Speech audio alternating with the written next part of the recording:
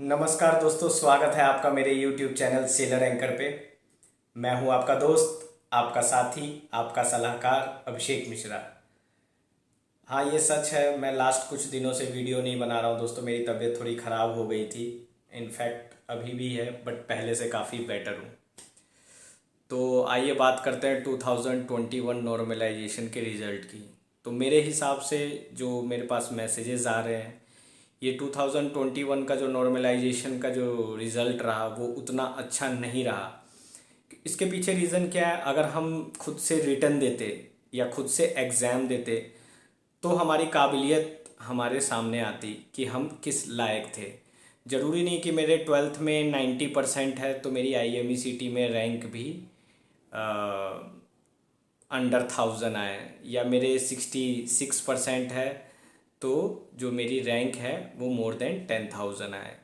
तो ये ज़रूरी नहीं है, क्योंकि इसीलिए एग्ज़ाम पैटर्न बनाया हुआ है, एक पर्टिकुलर परसेंटेज बनाया हुआ है कि अगर हम वो परसेंटेज क्रॉस कर रहे हैं तो मतलब यहाँ पे यूनिफॉर्मिटी होनी चाहिए, कि मतलब सबको बराबर का हक होना चाहिए। बट क्या कर सकते हैं, जो सिस्टम है चला आ रहा है उसमें कोई कुछ इंटरफेयर नहीं कर सकता। बिकॉज कई ऐसे लड़के हैं जिनके पास स्पॉन्सरशिप हुई है मगर उनकी रैंक ज़्यादा होने के कारण स्पॉन्सरशिप्स कैंसल्स हो चुकी है। क्योंकि काफ़ी मुझे मैसेजेस वगैरह आते हैं तो वो सुनने के बाद काफ़ी अपसेट होता है। ऑफ कोर्स कईयों का सिलेक्शन भी हुआ है, उन्होंने मुझे कहा है कि सर आपके चैनल की वजह से आज हमें सही रास्ता और सही जागरूकता मिल पाई है। तो दोस्तों मैं उनको बताना चाहूँगा, जिसका किसी कारणवश से नहीं हो पाया है तो आपको घबराने की ज़रूरत नहीं है। आपके पास अभी बहुत समय है।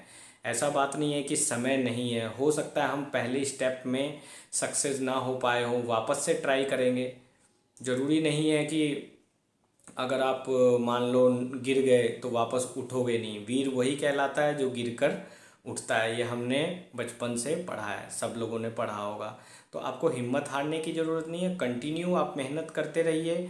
अगर अब कईयों की रैंक भी अच्छी है मगर स्पॉन्सरशिप नहीं है, तो अभी ये फेबररी बैच आ रहा है। फेबररी बैच में भी काफ़ी कंपनीज़ के फॉर्म्स निकलेंगे, रेपुटेड कंपनीज़ के फॉर्म निकलेंगे। आप उनके फॉर्म फिलअप कर सकते हैं। एग्जीक्यूटिव शिप मैनेजमेंट हो गया, बर्नाल शुल्टे हो गया, शिपिंग कॉरपोरेशन ऑफ इंडिया हो गया जिसको SCI बोलते हो, ग्रेट ईस्टर्न हो गया, स्कॉर्पियो शिप मैनेजमेंट हो गया, एंग्लो ईस्टर्न हो गया। तो इस तरीके से फॉर्म तो हमेशा निकलते रहते हैं। कंपनी जब नोटिफिकेशन इशू करती है, उनको जब जिस हिसाब से कैडेट्स की रिक्वायरमेंट होती है वो फॉर्म निकालती रहती है। तो अगर मान लो फरवरी में भी नहीं हो पाता है तो फिर अगस्त बैच में ट्राई करिए, लेकिन कुछ करते रहिए। बिकॉज साइड में देखो आप कुछ ना कुछ तो कर ही रहे होंगे। ऐसा नहीं है कि आपने 12th के बाद कुछ किया ही नहीं। 12th के बाद होपफुली आप और कुछ ग्रेजुएशन में या कहीं पे आपने एडमिशन लिया हो। तो इस तरीके से आपकी पढ़ाई तो कंटिन्यू चल रही है, पढ़ाई स्टॉप नहीं हो रही है, ये मैटर है। इस तरीके से आपको हिम्मत हारने की बिल्कुल ज़रूरत नहीं है, आपको वापस से ट्राई करना है। तो वापस से मैं यहाँ पे एक बार और एक्सप्लेन कर दूंगा एग्जैक्ट प्रोसीजर क्या है। कुछ इतने प्रेशराइज्ड हो गए हैं, बोलते सर हम क्या पेड स्पॉन्सरशिप ले लें। दोस्तों ये मैंने पहली बार सुना है कि पेड स्पॉन्सरशिप भी कोई चीज़ होती है। पेड स्पॉन्सरशिप कुछ नहीं होती है, वो फिर से एजेंट का रोल आ जाता है, एजेंट का एक्ट आ जाता है। उस चक्कर में अगर आप ना फंसे तो ज़्यादा अच्छा है, क्योंकि वहाँ पे अगर आप एक बार फंस गए और आपके पैसे फंस गए या डॉक्यूमेंट्स फंस गए तो आपको तकलीफ़ होगी। इसलिए जेन्युइन तरीके से जाइए, प्रॉपर गाइडलाइंस के थ्रू जाइए और जो प्रॉपर चैनल है उसके थ्रू जाइए। भले ही थोड़ा टाइम लगेगा, कोई बात नहीं, जल्दी देखो। ऐसा नहीं है, मैंने ऐसा भी देखा है कि लड़कों के हाथ आके स्पॉन्सरशिप चली गई है, परंतु इसमें निराशा लेने की कोई बात नहीं। ये सच है, जिसके ऊपर जो बीतता है उसको पता चलता है। बट एक सर्टेन टाइम आने पे हमें हौसला रखना, मोटिवेट होना बहुत ज़रूरी है। अगर हम डिप्रेशन में चले जाएंगे या हम उदास हो जाएंगे तो हमारी जो आगे की मंजिल है वो हम प्राप्त नहीं कर पाएंगे। इसके लिए हमें मेहनत की आवश्यकता है, संघर्ष की आवश्यकता है। वापस से मैं एक बार आपको करेक्ट प्रोसीजर बता दूंगा, DNS कोर्स का बता दे रहा हूँ यहाँ पे।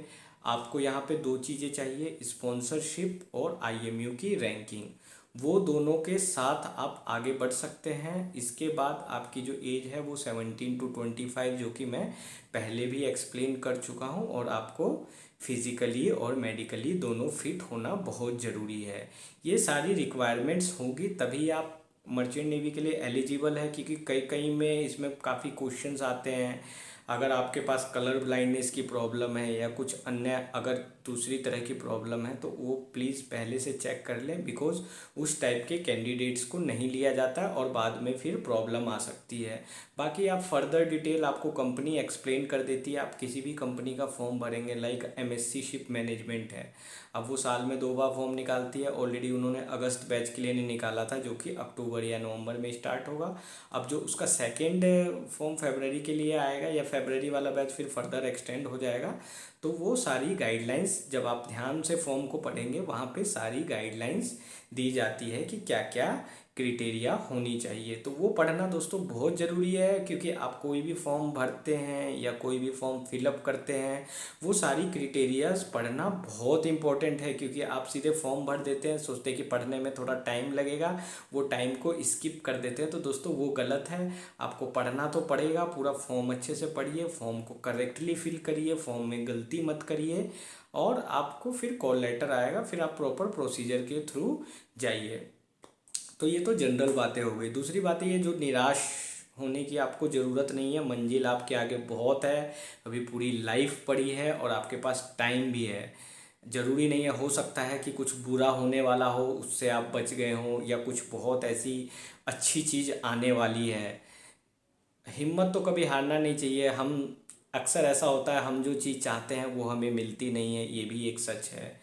अगर हम तो बहुत कुछ चाहते हैं लेकिन सिर्फ चाहने से अगर चीज़ें आसान हो जाती तो वो चीज़ नहीं थी। देखो यहाँ पे आपकी मेहनत, किस्मत और सारे फैक्टर्स काम आते हैं, और कहते हैं जो पिछले जन्म के किए हुए कर्म हैं वो भी काम आते हैं। तो दोस्तों ये भी सच है, अगर आप किसी का बुरा नहीं करोगे तो आपका ज़रूर बुरा नहीं होगा। हाँ, थोड़ी रुकावटें आएंगी मंजिल में, थोड़ी कठिनाई आएगी, बट वो सारी आप सक्सेसफुली कंप्लीट कर लोगे। आपको डरने की ज़रूरत नहीं है, घबराने की ज़रूरत नहीं है। अगर आपको सिर्फ डरना है तो सिर्फ एक बंदे से आप डरिए, वो है गॉड। गॉड से डरिए, बाकी आपको किसी के आगे सिर झुकाने की ज़रूरत नहीं, क्योंकि आपके अंदर वो काबिलियत है, आपके अंदर वो हौसला है, आप वो कर सकते हो। कंप्यूटर को इंसान ने बनाया है, ना कि इंसान ने कंप्यूटर को जो है इंसान ने बनाया है, समझे। इंसान को कंप्यूटर ने नहीं बनाया है, ये बात मेरी याद रखिए। तो इंसान ने सैटेलाइट बनाया है, इंसान ने फ़ोन बनाया है, इंसान ने ये लैंग्वेजेस बनाई है। तो आप भी कर सकते हो। आईक्यू लेवल सबका बराबर होता है, मानता हूँ किसी को कोई जल्दी चीज़ समझ नहीं आती, किसी को कोई लेट नहीं आती। अब इसमें ये सारे फैक्टर भी मैटर करते हैं, लेकिन अगर आप अपनी जगह सही है, आप सही रास्ते पे हैं, तो आपका कभी बुरा नहीं होगा, आप ज़रूर मंजिल को प्राप्त करोगे। ये मेरी बेस्ट विशेज़ हमेशा आपके साथ है। और मैं तो हमेशा बोलता हूँ, आपको किसी तरीके की प्रॉब्लम है तो मुझे मैसेज करिए, इंस्टाग्राम में करिए, यूट्यूब में करिए, कोई प्रॉब्लम नहीं। मेरे से जो हेल्प हो सकेगी दोस्तों मैं वो हेल्प ज़रूर करूँगा। और हमेशा मैं मनोकामना करता हूँ कि आपकी हर मनोकामनाएँ पूरी हो। मैं ये हमेशा विश करता हूँ कि आपकी हर मनोकामनाएँ पूरी हो।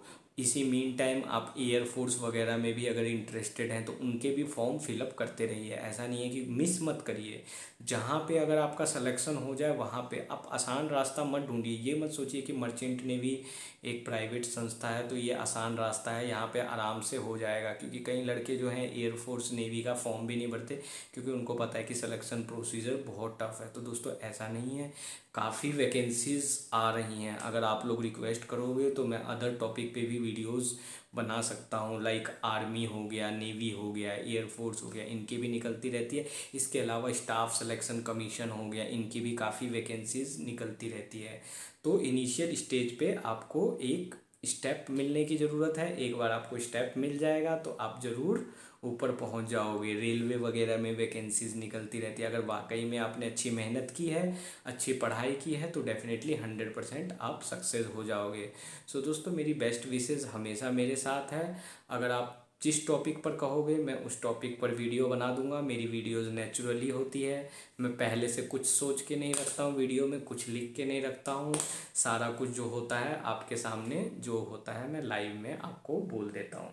तो दोस्तों होपफुली मेरी वीडियो अच्छी लगेगी आपको। आप अपने थॉट्स कमेंट में दीजिएगा। आपको किसी तरीके की प्रॉब्लम या इशू आ रही है तो मुझे बताइएगा। मैं आपको फिर अपनी नेक्स्ट वीडियोस के साथ मिलूँगा। मेरी इंस्टाग्राम की जो आईडीज़ है वो मेरे डिस्क्रिप्शन में दी हुई है। मिलता हूँ मैं फिर अपनी नेक्स्ट वीडियो के साथ। तब तक के लिए दोस्तों गुड बाय, टेक केयर, जय हिंद, बाय बाय।